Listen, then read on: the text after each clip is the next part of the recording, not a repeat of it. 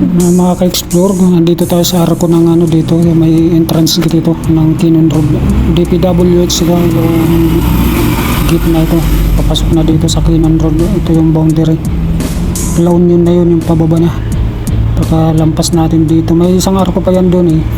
Yung main, arko ng Kinon Road na sa dulo. Yung part of La Union na. Ito pa rin yung karugtong mga ka-explore doon sa ating hinintuan doon sa Kinon Road. Napakahaba itong Kinon Road dito mga ka-explore.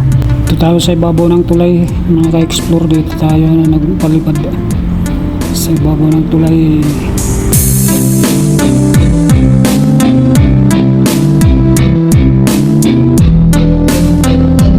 Ayan, maraming mga bahay dito mga ka-explore natin matatanaw. Ito yung ilog, walang tubig. Hindi pwedeng paliguan ito kasi yung tubig dito mga ka-explore, alam nyo ba kung saan gagaling yung iba? Naghahalo dito yung tubig. Yung mga galing mga mining mga ka-explore, dito dumadaan yung tubig din, dumadaloy dyan. Kaya hindi yan napapaliguan dito yung mga ganyan kasi may mga chemical yan. Galing mining yan, galing sa taas ng bundok. Yung mga tubig pababa yan eh. Dito tayo sa tulay na ito.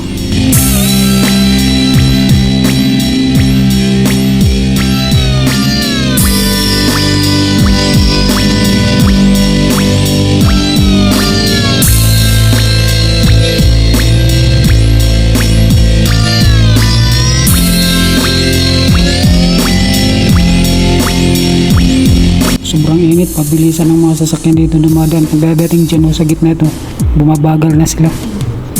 Kasi ito yung pa-exit. Meron pa yan doon sa kabila yung talagang yung exit na yung main gate ng arko ng Kinon Road at saka La Union. Meron pa ito doon sa dulo. Mega love shoutout sa inyo lahat mga ka-explore.